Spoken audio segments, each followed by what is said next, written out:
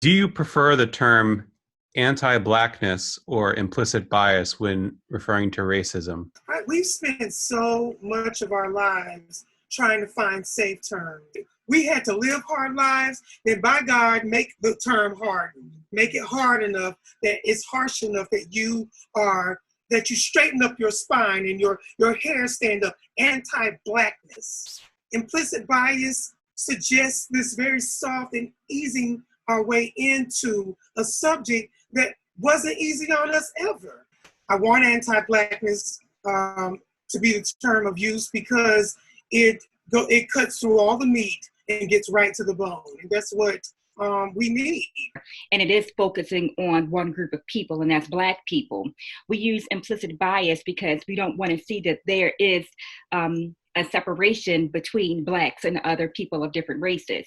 With implicit bias, you can actually say that, we have this discrimination or this belief that something is different or against a certain race. And it's just not this whole idea of being against being Black.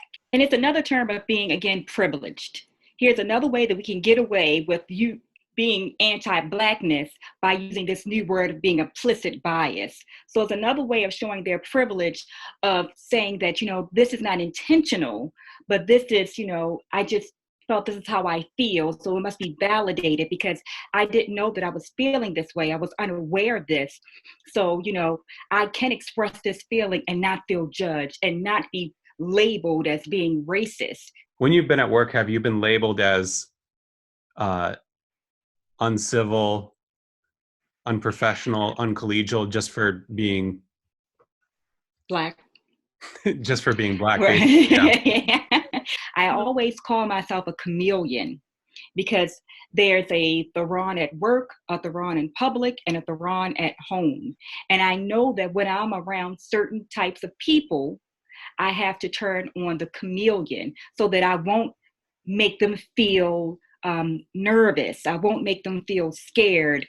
I won't make them feel that I am, too aggressive for them, when honestly, I'm just being myself. To me, honestly, I'm a lighter shade of Black. So I know that this is the idea of this colorism thing. And, even with my darker sisters, they may think to themselves, she doesn't have it the same way. And honestly, I don't. And I have been a little bit more accepted by my white counterparts than my darker brothers or sisters. And that honestly has helped me in my career.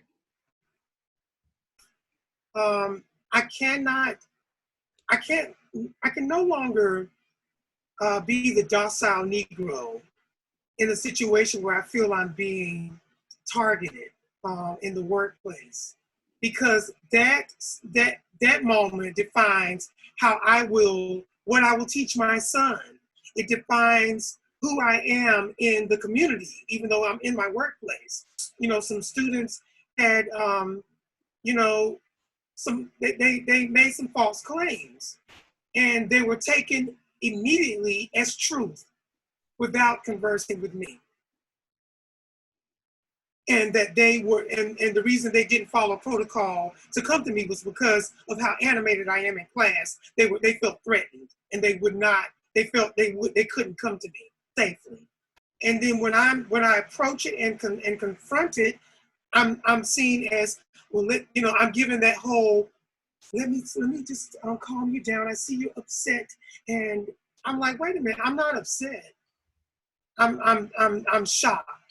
I'm in shock that I wasn't, given I wasn't given a fair shake to let me confront who these people are, and they're lying.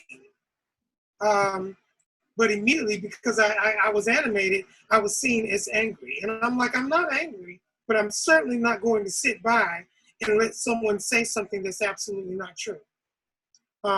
Would you have done the same? Would you have handled me the same had I been a white man? And I just don't believe that to be the case. I think it would have been handled differently.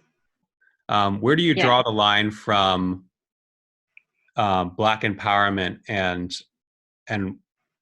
victim blaming, I guess, because at a certain point, you know, if you put the responsibility, if you put the onus on Black people to uplift themselves, where does that become victim blaming, and how do you tell the difference?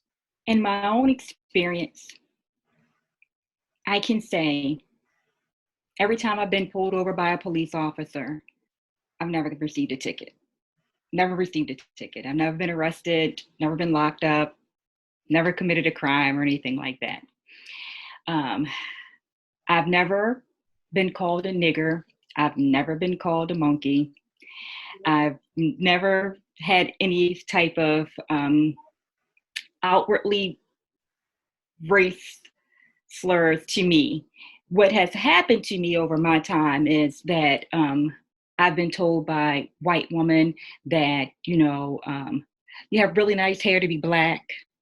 I've been told that you can't be all Black, and so I've never really been in this environment where most of my brothers and sisters have been, where I felt attacked in an outward way.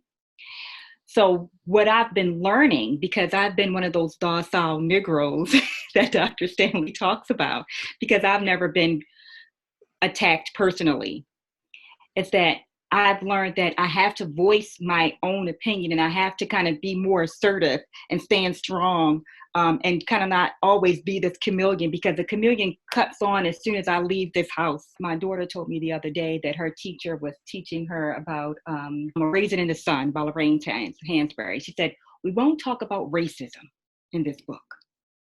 How can you not? With A Raisin in the Sun, She said, "We won't talk about that."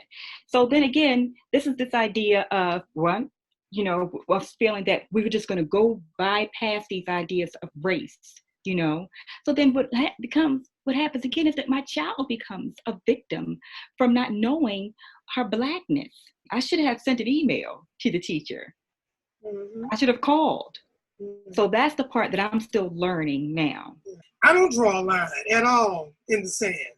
When I stand up for my people, if they begin to victim blame, then I fight harder. It's not my fault that I had to fight 3 times as hard to get to my Ph.D.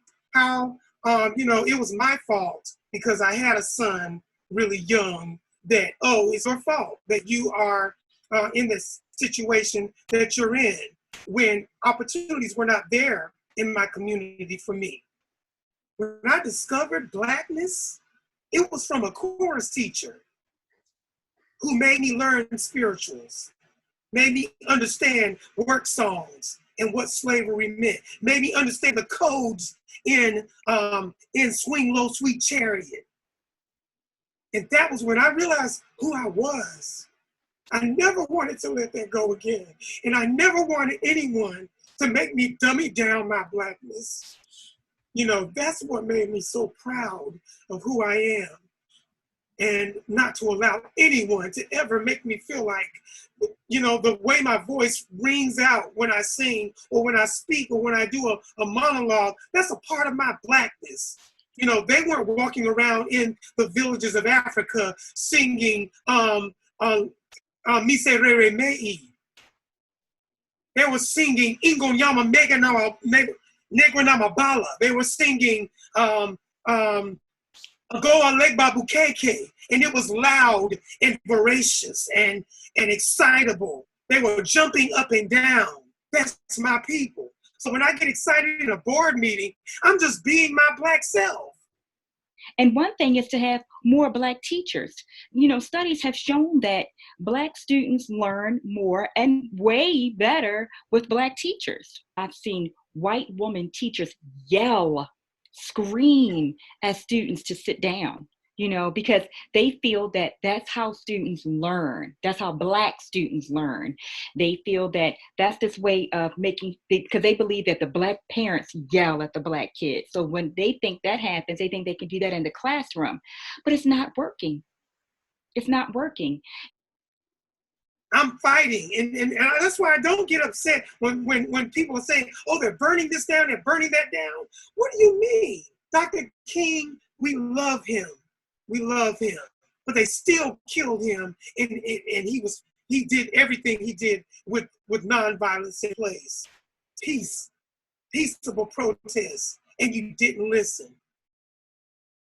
So yes, I don't like that they're destroying things, but I'm certainly not going to curse them and victim blame, because they're exercising another way of expressing themselves because they're fed up. We're tired of it. We just finally want you guys to, if it can happen, empathize instead of always just sympathizing. Subscribe to Goldberg Classroom and be on the lookout for new videos.